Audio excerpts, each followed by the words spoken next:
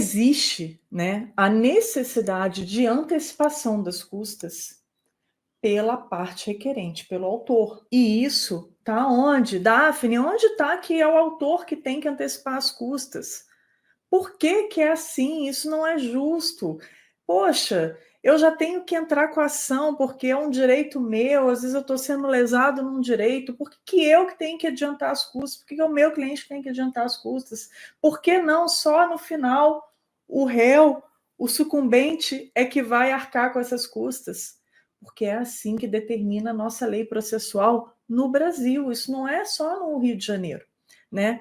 A regra da antecipação das custas, ela está prevista lá no Código de Processo Civil. A gente vai ver hoje aqui, eu vou ler com vocês o artigo, tá? Artigo 82 do CPC. Só que o que eu quero que você tenha em mente é o seguinte, que você precisa saber duas coisas muito importantes.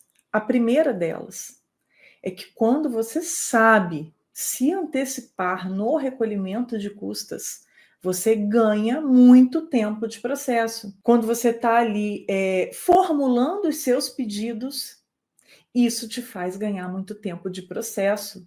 Por isso que eu estou te falando que é possível adiantar em pelo menos 12 meses as suas ações. Pelo menos 12 meses. E nisso você vai estar adiantando em pelo menos 12 meses os seus honorários. E além disso, você precisa saber o momento em que você vai trazer esse cálculo para o processo, do que foi antecipado, do que foi adiantado, para você requerer isso do réu sucumbente, tá? Ao final do processo. Em que momento que você vai fazer isso? Como que você vai se organizar para isso?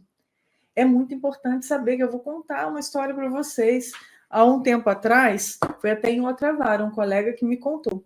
O advogado desesperado, a ação já tinha sido arquivada. Nessa ação, o autor tinha adiantado alguns milhares de reais em custas.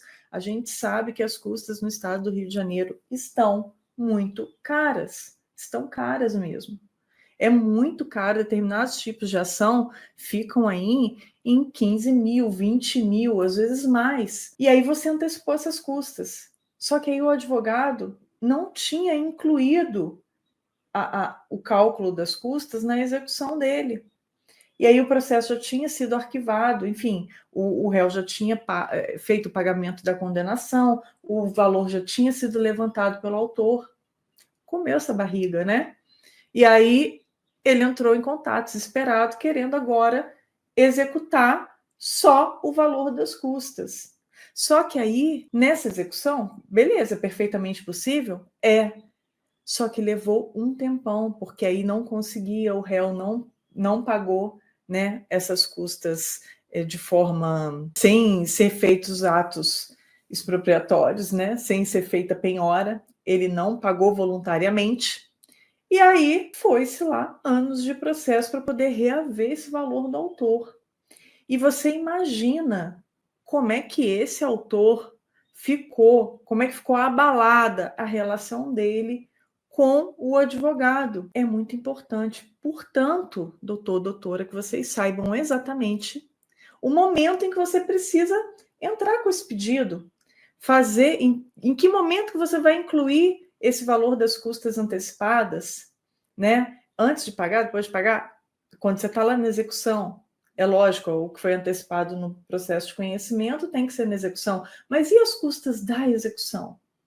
Como é que funciona?